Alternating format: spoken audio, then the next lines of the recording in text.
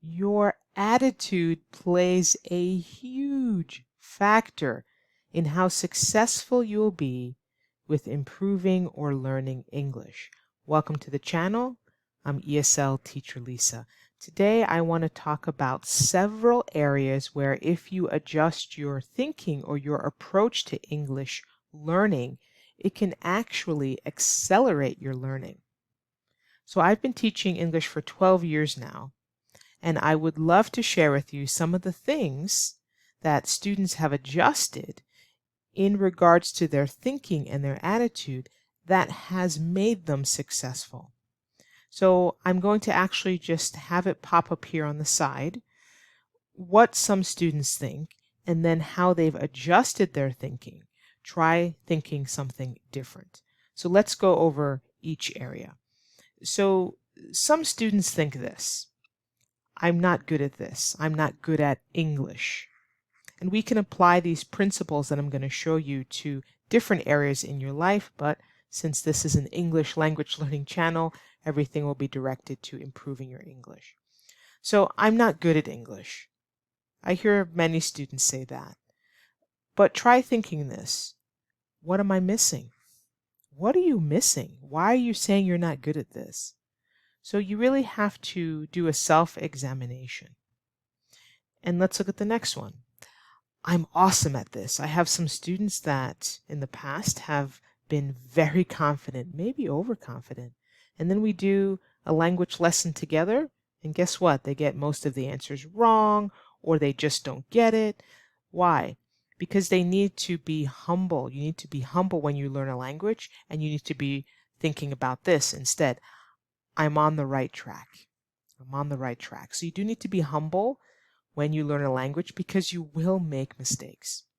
The next one, many students say, I give up. English is too hard. I just give up.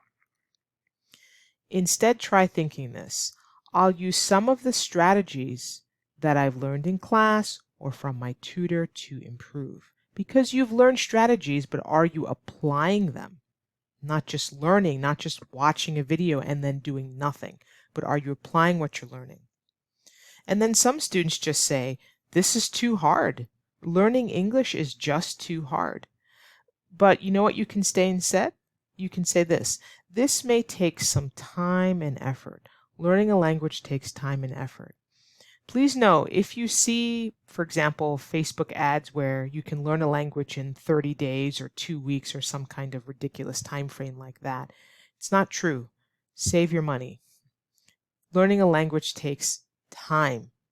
Sometimes years if you're starting from zero and if that language is quite different than your native language.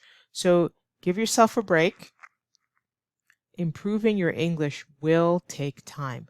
Please know you can go from the beginning stage, or as a beginner, English language learner, if you're a beginner, to intermediate pretty quickly if you put a lot of time and effort into it. However, please remember, going from an intermediate level to an advanced level, that takes a lot of time.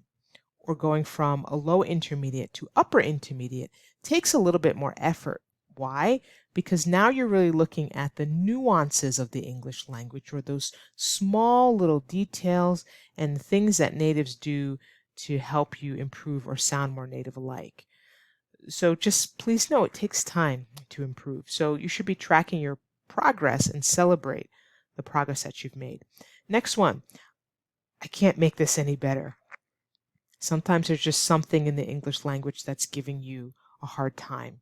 Maybe it's learning idioms. Idioms can be very tricky. I've done several videos on those.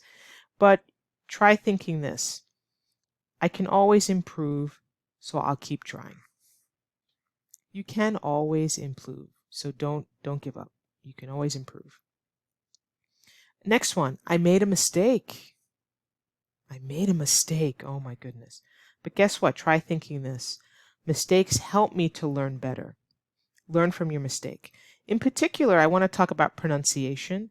So if you make a mistake with your pronunciation, you don't pronounce a word correctly, and your tutor corrects you, fix the mistake and try not to make the mistake again. So just a tip, a good strategy that many students have found effective and that I also use is if there's a word that's giving you trouble, you just keep mispronouncing it. Keep mispronouncing it. You can get an index card and put that word on an index card. And then the next time, try to say it. Maybe the next day or the next couple days, say the word. If you say it correctly, put a check on the index card. But then, in another couple days or the next day, try to say it again correctly. If you can, give yourself another check. And then after a third try, if you're able to say it correctly, you can dismiss the card. You can rip it up. You don't need to check that word anymore. Usually after 3 tries, the tutor or yourself will feel pretty confident that you won't make that mistake again. So with pronunciation, if someone corrects you, whether it's your classmate, your teacher, or a friend or family member, or at work, fix it. Fix it and try not to make that mistake again. But you can use that index card strategy that I find very helpful.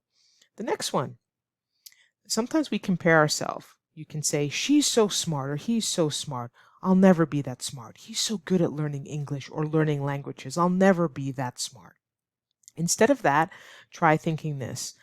I'm going to figure out how he does it so I can try it. So if there's someone that is really good at learning English and you've seen them improve, maybe it's a classmate or a family member, think about the strategies they may be using. If it's someone that's close to you that you have access to that you can ask, what are you doing to improve your English? Maybe there's something that's working well for them that may work well for you too. So there's 2 more that I'd like to share with you. Instead of saying, it's good enough. My English is good enough. Okay, I'm still struggling at work, in my everyday conversation, but I think it's good enough. You should think this way. Is it really my best work? Is it really my best effort? Could you be spending more time learning English? Are you focusing on the right areas? You should all have specialized plan. You all should have a specialized plan with your English language learning. It should be personal because one learner might need to focus on certain vocabulary words or phrases because they might be a nurse or a lawyer or they work in a restaurant or you're going to the doctor's office or you want to communicate better with your son or daughter's teacher. All those are different circumstances that require different ideas and different vocabulary words. So really, are you really putting your best effort in the right places? So you really shouldn't be wasting your time learning vocabulary that is useless for you in your English language life, but focus on phrases, vocabulary words, situations that come up in your personal English life. So don't settle for, this is good enough. Last one. Maybe you have a plan. Maybe you want to work abroad in another country. Maybe you want a better job. Maybe you just want to be able to speak to family members who are more fluent in English. You want to be able to converse more fluently. You might think this way. Well, plan A didn't work. I had this plan for improving English and I'm not where I should be. It just didn't work. Try thinking this. Good thing the alphabet has 25 more letters. So the alphabet is a total of 26 letters. You've used 1, plan A, there's 25 more. So go to plan B, plan C, plan D.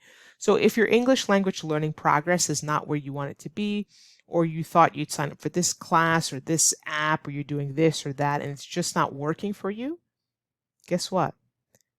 Find a new strategy so that you can make time or that you can see progress in your English language journey.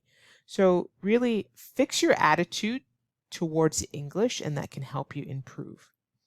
Just one more thing. If you made it this far in the video, I want to share what a friend of mine said. They were learning Spanish. So they moved to a foreign country and they had to learn Spanish. And guess what? She said she hated it. It was just a struggle for her to learn. She was a native English speaker from the US, and she said she struggled. But guess what? She changed her attitude. When she finally said, I'm going to stop saying to myself, I hate this. This is so difficult.